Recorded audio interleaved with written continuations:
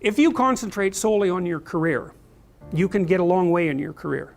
And I would say that that's a strategy that a minority of men preferentially do. That's all they do. They work like 70, 80 hours a week. They go flat out on their career. They're staking everything on the small probability of exceptional status in a narrow domain. But it's hard on them. They don't have a life. It's very difficult for them to have a family. They don't know how to take any leisure activity. Like, they get very one-dimensional. Now, it may be that unidimensionality is the price you have to pay to be exceptional at one thing, right? Because if you're going to be something like a genius level mathematician and you want to do that or a scientist, say, it's like you're in your lab all the time, you're working 70 hours a week or 80 hours a week, you're smart, you're dedicated, you're unidimensional, and that's how you get to beat all the other people who are doing that. It's the only way. But the problem is you don't get a life. Now, if you love being a scientist and you have that kind of focus of mind, well, first of all, you're a rare person, and second, you're going to pay for it. But fine, more power to you. But it's a risky business to do that. You sacrifice a lot for it. You know, and I would say most often, if you're speaking about having a healthy life, that isn't what you do. You spread yourself out more. So, you know, you have a family, you have some things that you do outside of work that are meaningful to you and useful. You have a network of friends. Well, those 3 things alone, or 4 things alone, are plenty to keep you well oriented. And then if one of those things collapses, you know, everything doesn't go. Now, the price you pay for that is the more you strive to optimize that balance, the less likely you are to be fantastically successful at any single one of them. But you might have a very, you know, if you consider your life as a whole, that might be a winning strategy. One of the things Carl Jung said, I really liked this. He thought that men went after perfection and women went after wholeness. So they're different value, they're different, there's something different at the top of the value hierarchy. So perfection would be stake it all on one thing and look for radical success. Not that all men do that, because they don't, but we're talking about extremes, at least with regards to the men that do that. The wholeness idea is more like, well, it's like I want one thing in my life to be 150%, or I want 5 things in my life to be 80%. Well, there's a lot more richness in a life where you have 5 things operating at 80%, but you're not operating at any of them at 150%. So, and I really believe this because I've watched men and women go through their careers now for a long period of time, and one of the things there's lots of things that produce this, but one of the things that I've noticed is that mostly women in their 30s bail out of unidimensional careers. They won't do them. They won't put in the 80 hours a week that they would have to put in order to dominate that particular area. And it isn't, the reason that they won't do it is because they decide it's not worth it. And no wonder, because why would that be worth it? You have to ask yourself that.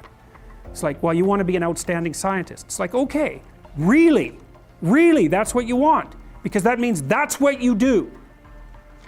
Because you're competing with other people, you know, they're smart, they're hardworking, and if you want to be at the top, you have to be smarter and work harder than any of them. And working hard means working long hours.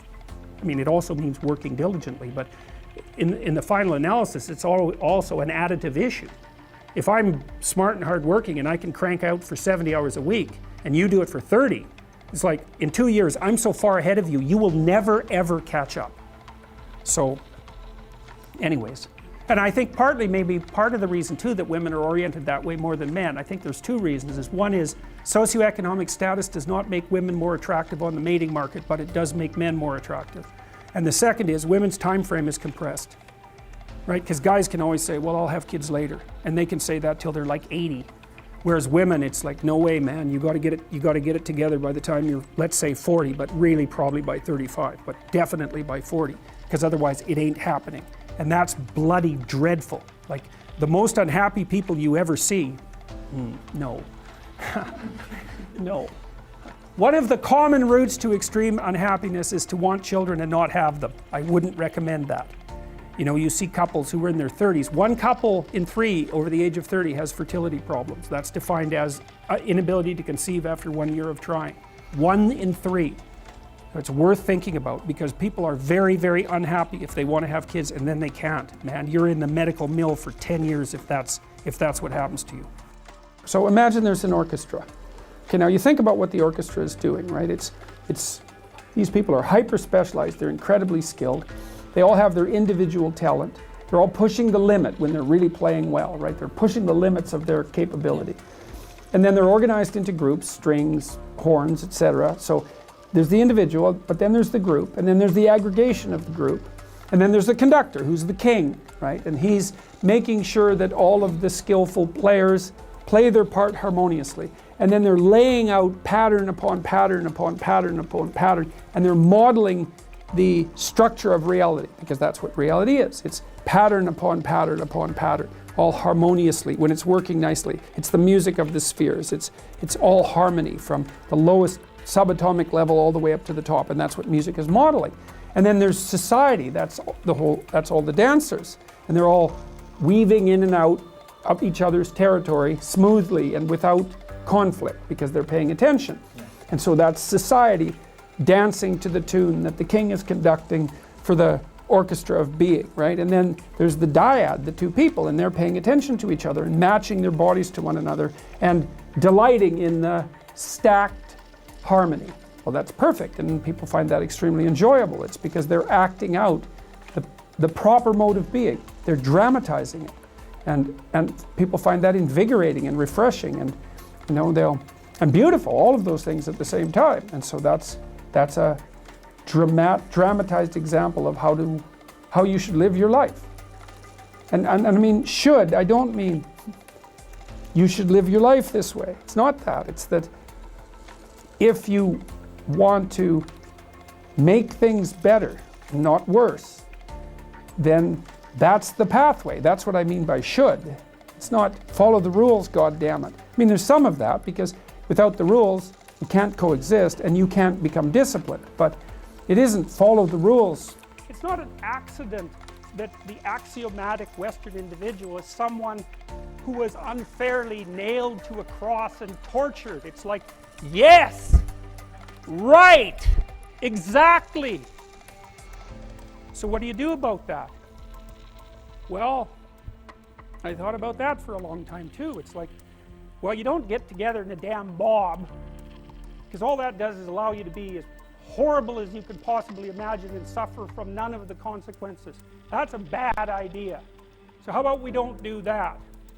Well, there's a deep idea in the West too. It's like, pick up your damn suffering and bear it and try to be a good person so you don't make it worse.